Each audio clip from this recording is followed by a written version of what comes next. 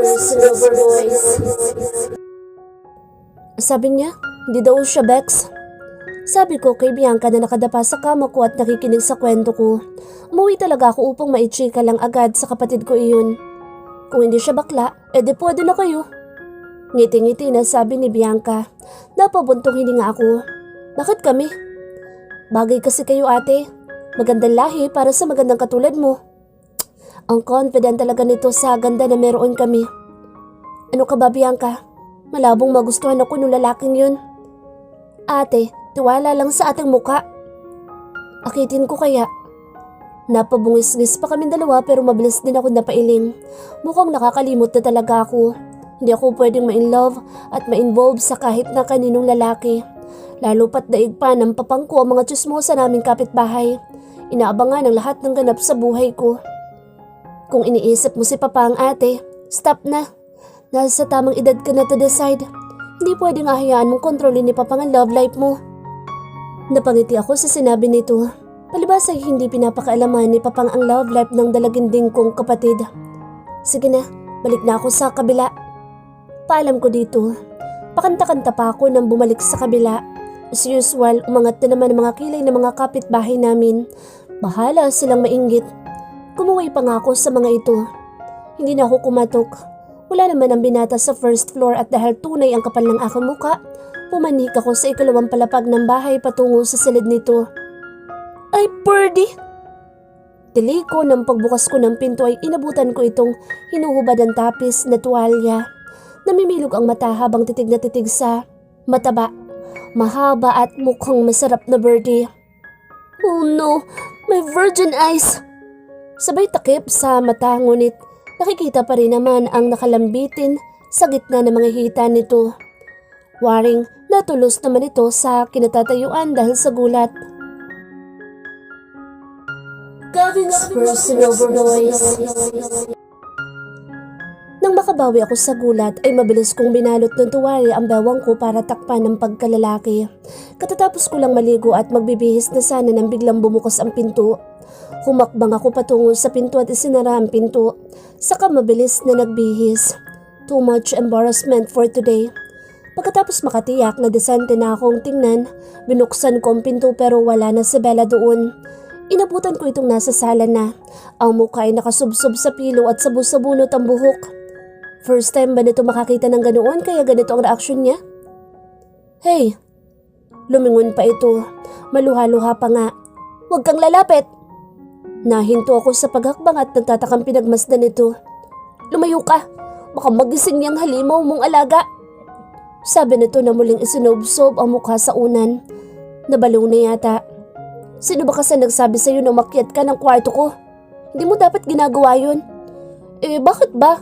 Gusto ko nga eh. Malay ko bang may alaga ka palang malahalimaw? Natatawang hinawakan ko ang kamay nito nang makalapit ako. Inayos ko ang buhok nito ngayon ay sabog-sabog na. Mabait ito. Gusto mong hawakan para makasiguro? Nakakatuwa ang itsura nito ngayon na parang iiyak na. Stop! Ngayon lang ako nakakita ng ganun sa personal at nakakatrauma pa. Utang na loob. Malakas na naging tawa ko sa sinabi nito. She's really crazy. Mukhang kinulang talaga ng tornilyo sa ulo. It's normal. Tulog pa nga yun. Ano? Tulog pa sa lagay na yun? Wasak ang kinabukasan ng sinuman kapag ginugjug mo. Nanlalaki ang butas ng ilong nito. Isama mo pa ang mata nito. Forget it. How can I do that? Natatawang inalalayan ko ito para makatayo. May lakad ako ngayon. Samahan mo na lang ako. Saan naman? Takang tanong nito. Puntahan natin yung head ng isang department na namatay. Hala, sino? Di ko knows. Silipin mo mamaya sa kabaong nang malaman mo. Stress na tugon ko dito. Ang dami talagang naidadaldal ng babaeng ito. Nagpaalam ito na magpapalit lang ng damit. Pagbalik nito ay agad na kaming umalis. Ano namang ikinamatay? Para naman may idea ako. Nag-suicide. Nag-suicide? Tugon nito. Natutop ko ang bibig ko sa gulat. Legit? Sa itsura nito ngayon, para itong chismosa na abang sa chismis. Oo.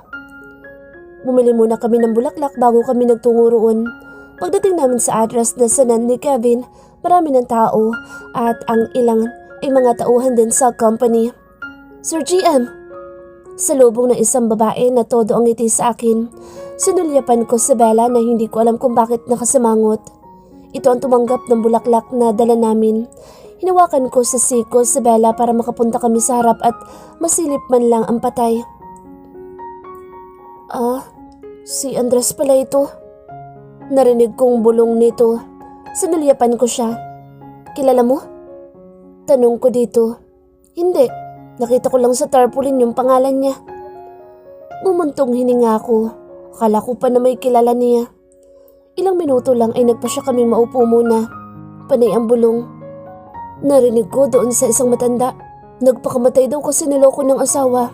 Yun ata yung asawa niya. Turo nito sa babaeng nakaupo sa monoblock katabi ng kabaong at umiiyak. Tears of joy siguro yan. Malaki bang makukuha sa company? Bella! Saway ko dito. Aba, dahil dads na si habi niya, may pangkasal na sila ni Kabet. Mabilis kong inakbayan ang dalaga at tinakpan ang bibig nito. Ano ba? Tinabig nito ang kamay ko. Sabay tayo nito. Saan ka pupunta? Takang tanong ko dito. Sobra akong kinakabahan talaga dahil sa ginagawa nito. Diyan ka lang. Mariing bili nito. Bella's personal voice.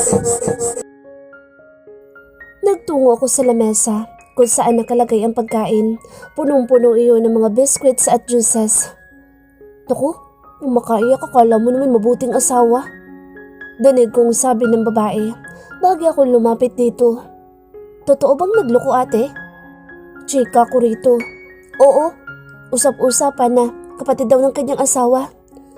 Natutup ko ang bibig ko habang nakikinig sa kwento nito.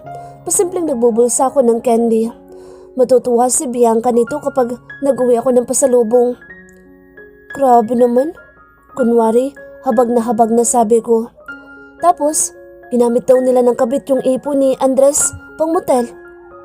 Sabi ng tsikadorang ginang. Ha? Bakit nagmotel pa?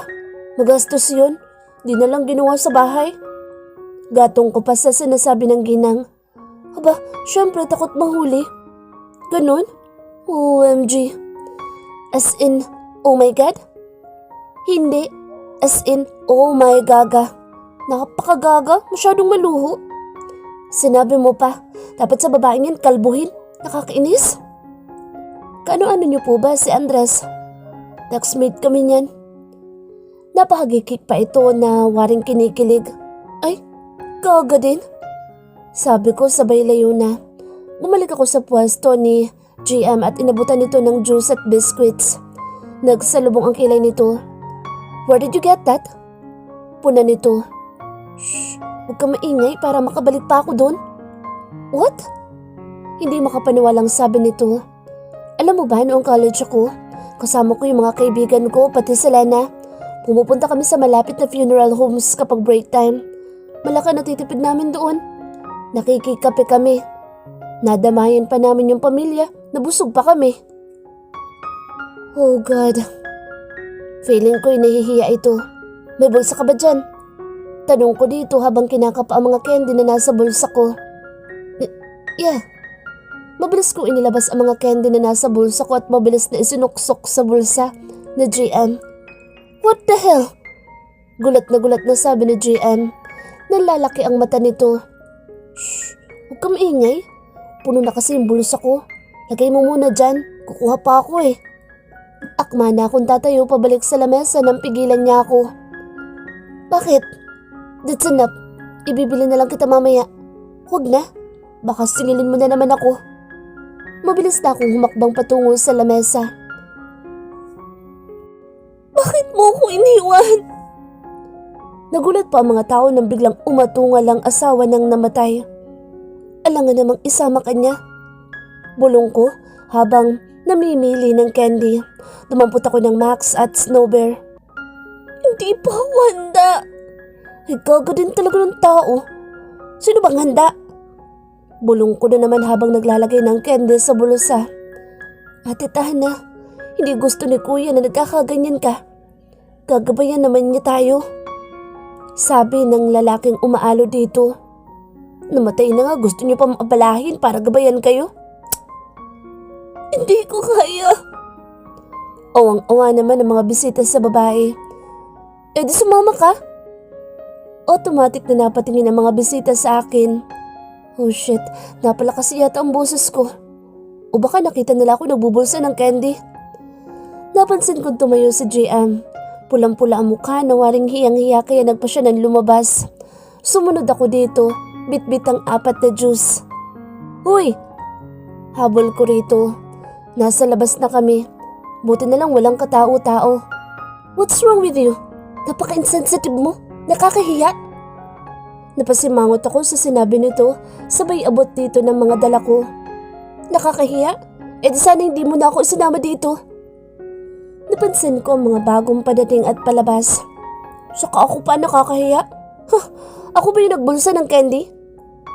Gusto kong humagalpak ng tawa ng mga matis ang kulay ng mukha nito. Waring huli sa akto ang loko. What? Parang tinakasan din ng kulay ang kanyang mukha na hindi makapaniwala sa inilagay kong sitwasyon nito. Giging honest lang ako. Hindi ako insensitive. Bahala ka na nga dyan. Gavin's personal voice. Parang huminto ang oras. Hindi ko maigalaw ang paa ko para sundan ito. Pinagtitinginan ako ng mga tao na puno ng panghusga. Pabalik-balik ang tingin sa akin at sa hawak ko. That brat, this is too much to take. Hindi lang ako nalubog sa kahihiyan dahil sa kalokohan nito. Nalunod pa. Sinubukan ko itong sundan. Guilty ako. Pakiramdam ko kasi nasaktan ko ang feelings dito dahil sa sinabi ko. Siguro nga masyado lang siyang honest kaya nasabi niya iyon. Bella! Pero wala na ang babae. Sinubukan kong tawagan si Kevin. Boss, sabi mo kapag ikaw ang kasama, huwag ko nang pabantayan. Tinanong ko kasi kung alam ng tauhan kung nasaan ang babae. Oh God, nasa na bang babaeng yun? Stress na sabi ko. Hindi pa rin magawang bitawan ng mga pagkain kinuha ng dalaga sa lamay. Baka iniwan na ako at umuwi na. Kaya naman nagpa siya kung umuwi na ng bahay. Palingalinga at nagbabaka sakali na makita ito. Oh, Kuya GM, nasan si ate? Sa lubong na tanong agad ni Bianca. Wala pa ba siya? Worried na sabi ko. Iniabot ko mga juice na hawak ko sa kapatid ni Bella. Wala pa kuya. May cellphone ba siyang dala? Naiwan niya pati wallet. Malabong sumakay ito ng jeep. Kung wala itong pera. Mabilis kong tinawagan si Kevin. I'm so worried. Madilim na. Muli akong humakbang palabas ng kanto ng street na ito. Inabutan ko na ang kotse ko na minamaneho ni Kevin. Umiikot na mga tauhan. Sakay na. Sumakay ako sa passenger seat. Hindi maitago ang sobrang pag-aalala. Kung ano-ano na ring masamang pangyayari ang nasa utak ko sa sobrang pag-aalala. Look. Turo ni Kevin sa isang park. 10 minutes ng pagmamaneho. Bella! Hindi pa man maayos na nakakapag-park si Kevin ay bumaba na ako. Patakbo ako nagtungo sa dalaga na may kausap ng mga batang palaboy. 2-3. Free na nga yung isa eh. Pakikipag-bargain ito sa mga bata. Dali-daling nag-abot naman ng pera ang mga ito habang si Bella binibilang ang candy na hawak nito. GM! Mangiyak-ngiyak ito na magtama ang tingin namin dalawa. What are you doing? Sobrang sakit na kasi ng paa ko. Hindi ko na kayang maglakad. Kaya yung candy na binulsa ko, binenta ko na. Halatang pagod na ito. May dumi pa sa muka. Nahabag na kinabig ko itong payakap. Bakit mo kasi ako iniwan? Sermon ko dito. Akala ko kasi habulin mo ako. Tapos nang bumalik ako wala ka na. Ikaw kaya nang iwan. Humihikbi na ito kaya naman mas sumigpit ang yakap ko. Nakahinga ko ng maluwag dahil ayos lang ito. Thank God at ligtas ka. Maayos ka. Paano naging maayos? Nabigtal pa yung tsinelas ko. Yung pasalubong kong candy kay Bianca na ibenta ko na. Pagod na pagod pa ako. Plano ko sana ipamasahe yung mapagbebentahan ko ng candy. Patuloy pa rin ito sa pag-iyak. Bumuntong hininga ko at bahagyang inilayo ito.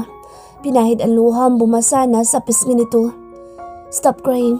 Ibibili na lang kita ng lahat ng gusto mo. Sorry na. Dapat ka lang mag-sorry. Dahil sa'yo napagkamalan pa akong baliw doon sa isang kanto. Sorry na. Halika na. Ibibili kita ng gusto mo. Sabi ko dito at iginiya ito patungo sa sasakyan.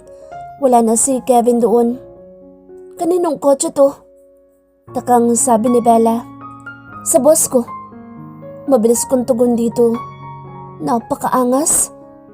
Tinapik pa nitong upuan bago naupo sa passenger seat. Ibibili ko muna ito ng gusto nito bago kami umuwi. Mabuti na lang talaga at hindi ito napahamak. Bella's personal voice. Psst! Ang gwapo oh. Siniko ko siya nang makita ang lalaking palabas ng supermarket. May kausap sa phone. Pogi! Pogi! Napalingon ang lalaki. Nagtataka namang tinignan ako ni GM. Gusto ko makatiya kung nagsasabi talaga ito ng totoo. Kung lalaki talaga ito, naniniguro lang naman. Bella! Saway ni GM pero nakalapit na ako sa lalaki. Kasintangkad yata ito ni GM. Guwapo din at yummy. Yes? Salubong ang kilay ng gwapong lalaki. Pasimple pa itong tumingin kay GM. Parang nagtataka dahil sa interruption. Bakit feeling ko na-attract din ito sa kapitbahay kong pogi din naman? Gwapo naman kasi ang kapitbahay ko kaya hindi malabong ma-attract din si kuya. Pwede daw bang makuha ng kasama ko ang number mo? Kitang-kita ko ng tapiki ni GM ang noo niya. Habang ang lalaking nilapitan ko hindi napigil ang tawa. Amusement ang nakalarawan sa mukha nito saka tumingin kay GM. Hey, I didn't ask you to do that. Saway ni GM at tinawakan ng kamay ko pero tinapik ko iyon. This is the time na. Dapat umalis na ako. Pagkakataon na ni GM iyon. Mukha namang bet nito si Kuyang Pogi. Mauna na ako sa loob. Ano ka ba? Chance mo na yan. Hingin mo na yung number? Sabi ko dito at mabilis nang sumibat. Calvin's personal voice. You want my number? Natatawang tanong ni Simon nang tumakbo na papasok si Bella. Napakamot ako sa batok. Mukhang nakalimutan nito na ang lalaking kinausap nito ay isa sa bisita ko noong nakaraan. Of course not. Mariing tanggi ko dito. Saka may number naman ako sa kaibigan kong ito. Iniisip lang kasi niyang bakla ako. Parang ang babaeng niya na magiging sanhi ng kamatayan ko eh. Frustrated na sabi ko dito. Sundan mo na, tumatawag na si Dayan. Iniangat nito ang hawak. Naglilihi? Napangising tanong ko dito. Biro ko lang naman iyon pero nagkibit balikat lang ito. Congrats dude! Natatawang napailing ito. Sunod na ba kayo? Biro nito na ikinatawa ko. Sa nakikita kong estado namin ni Bella ngayon, parang mahihirapan ako. Pumasok na ako para sundan si Bella. Nakailang linga na ako. Dinaanan at sinilip ang mga shelf at pathways pero wala ito doon. Lagi ako napaisip. Ang ganitong klase ng babae, saan ba nagpupunta? Lumapit ako sa isang guard. Saan ba dito ang pwesto for free taste? Nagtatakang pinagmasdan ako ng guard. Iniisip siguro nito, yun lang ang pakay ko sa lugar na ito. May hinahanap lang akong tao. Mabilis na depensa ko dito. Dun po sa dulo. Liko sa kaliwa at makikita nyo na. Tumango ako at nagpasalamat bago nagsimulang humakbang patungo roon. Manakanakang dumadampot ng mga pagkaing natitipuhan. Inilagay na nga iyon sa bakanteng basket na nadaanan. Bitbit ang basket na hinanap ko ang dalaga. Ma'am, baka gusto niyo din ng kanin? Dinig ko ang pagkasarkastik ng babaeng nakasimangot na naglalagay ng karne sa electric grill. Napailing na lang ako sa kalokohan ng dalaga. Meron din ba? Salamat. Kusa na akong humakbang at inawat sa Bella sa pagtusok ng karne gamit ang stick na hawak nito para hindi rin nakakahiya. Dumampot na ako ng product na ibinebenta ng babae at saka bahagyang hinila sa Bella paalis sa lugar na iyon. Bibili tayo ng gusto mo, di ba? Paalala ko dito ng plano pa sana magreklamo. Ibibili mo talaga ako? Tanong nito. Tumango naman ako. Hawak sa kamay ang dalaga na hinanap namin ang pwesto ng mga candies and chocolate. At nang marating namin ang pwesto, para itong bata na tuwang-tuwa na dumampot ng maibigan nito. Hindi mo ako sisingilin ha? Yeah? Bumuntong hininga ko sa itsura nito ngayon na parang bata na tuwang-tuwa. Ang hirap niyang hindian. Lahat ng gusto ko? With puppy eyes pa ito. Yeah? Hinawi ko pa ang hibla ng buhok nito na umalpas sa pagkakatali. That one? Itinuro nito ang chocolate na may kataasan ng pwesto. Lumapit ako sa stand at kumuha ng 3 kahon. Napalingon ako sa dalagang tuwang-tuwa. Meron ka pa bang gusto? Ikaw? Napasingap ako sa sinabi niya. May gusto ka pa bilhin? Shit, akala ko akong gusto niya. Nakakahiya. Wala na. Tara na. Punong-puno na ang basket at may hawak pa itong mga pagkain. Pakanta-kanta pa ito nang magtungo kami sa cashier. Akmang ilalapag na ni Bella ang mga dala niya nang hawiin iyon ng babae sa cashier at ang tingin ay nasa akin. Ikaw muna, Pogi. Napasimangot ang dalagang kasama ko na tumingin sa akin. Pero maya-maya lang ay mukhang nakaisip na naman ng kalokohan dahil dumikit ito sa akin at ang kamay ay pumulupot sa bewang ko. Babe, naiwan ko yung card ko. Ikaw na magbayad? Malambing na sabi nito. Automatic na nawala ang ngiti ng kahera at mabilis na nag-iwas ng tingin. Bumulong ako kay Bella. I doubt kung may card ka. Napangiwi ako ng pasimpleng kurutan nito ng pino ang tagiliran ko. Magbayad ka na. Tugon din ito na pabulong. Nang matapos ako magbayad ay nagtungo na kami sa sasakyan. Gusto mo bang kumain muna ng dinner? Nope, busog na ako. Busog na ako dun sa free taste. Ikaw ba, gusto mo bang kumain? Umiling na lang din ako. At saka pinaandar na ang sasakyan. Sa pagod siguro ng dalagay nakatulog na ito at bahagyang naghihilik. Napangiti na lang ako. Nang marating ang bahay nila, hindi na ako nag-abalang gisingin pa siya. Naroon na sa labas ang pamilya niya at nag-aabang. Maingat ko siyang binuhat patungo sa gate. Magandang gabi po. Saan mo dinala yung anak ko? Ano nangyari sa kanya? Tanong agad ni Berto. Akmang kukunin nito ang natutulog na dalaga nang iiwas ko. Mukha ding hindi nito kayang buhatin si Bella. Ako na ho ang magdadala sa kwarto niya. Pasok ka, iho. Nilakihan nila ang bukas ng gate at maingat akong humakbang. Itinuro ni Bianca ang kwarto ni Bella at nang mailapag ko siya sa higaan niya ay mabilis namang kinumutan ni Bianca ang ate niya. Salamat, Kuya GM. Tumangulang ako at nagpaalam ng aalis pero humabol si Berto at nais daw ako makausap. Hindi ko gustong malapit ka sa anak ko. Kung may gusto ka sa kanya, plano mo siya ligawan, uunahan na kita. Hindi pwede. Mariing sabi na matanda. Bahagya akong ngumisi pero tumango rito. Pang, dalaga si ate. Single din. Bakit hindi pwede? Tanong ni Bianca na hindi ko napansing sumunod pala. Nasa tamang edad na si ate para mag-decide at maging masaya. Huwag mo namang hadlangan kasi ang dami na niyang isinakripisyo para sa pamilya natin. Napayuko si Berto sa tinura ng bunso niyang pagkatapos sabihin iyon ay tumalikod na. Bella's personal voice. Hoy ate, magmulat ka na ng mata. Halataan mong nagtutulog-tulugan ka lang.